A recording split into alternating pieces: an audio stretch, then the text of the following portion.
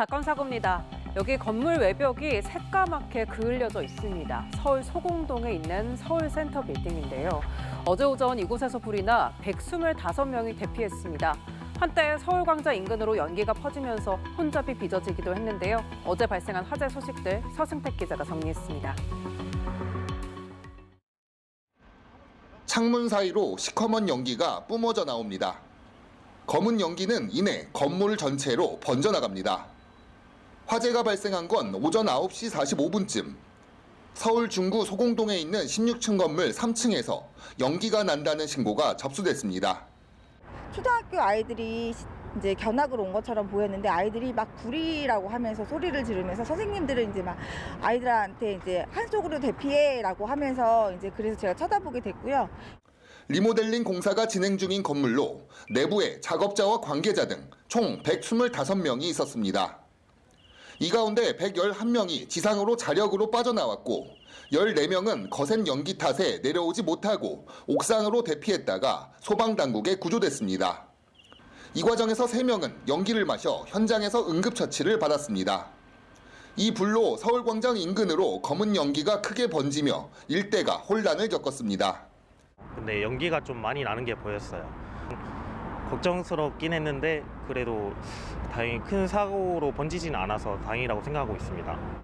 1시간 반 만에 불을 완전히 끈 소방당국은 리모델링 작업 중 불이 시작된 것으로 보고 정확한 화재 원인을 조사하고 있습니다.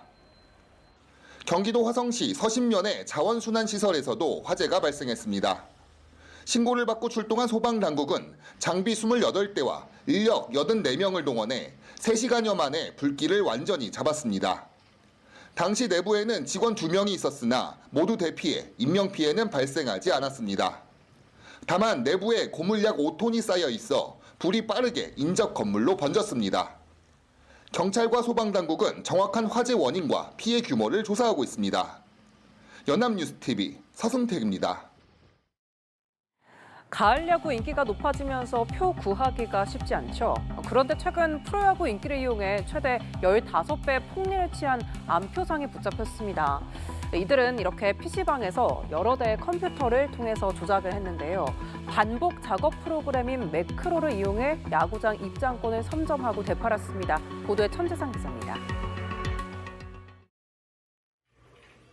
경기 여주의 한 PC방.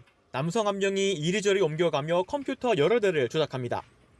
자세히 살펴보니 야구장 입장권 예매 사이트입니다. 이 남성, 단순 반복 작업 프로그램인 매크로를 이용해 입장권을 대량 선점하는 중이었습니다. 대전경찰청은 정보통신망법, 국민체육진흥법 위반 등 혐의로 40대 남성을 현행범 체포했습니다. 진술 거부하시고 변호사 선임할 수 있어요? 응? 논쟁자 않지?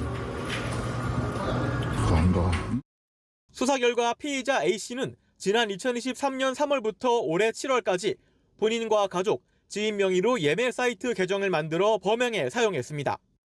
1,800장 넘는 표를 선점했는데 매크로를 쓰거나 유료 회원형 선예매 제도 또는 대기번호를 뛰어넘는 이른바 징링을 악용했습니다.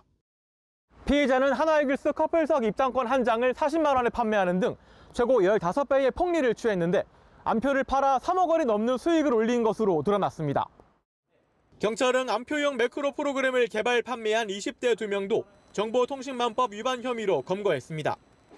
취소표 자동 구매와 다수 사이트 적용 기능을 추가한 프로그램을 만들어 3년간 973명에게 팔고 8,600만 원을 챙긴 것으로 드러났습니다.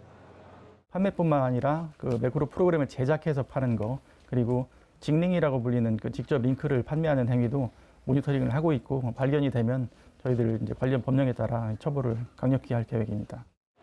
경찰은 암표 근절을 위해 징링 방지 기술적 보조와 비정상적인 고가 거래를 막는 예매 사이트들의 자정 작용이 필요하다고 강조했습니다. 연합뉴스TV 천재상입니다.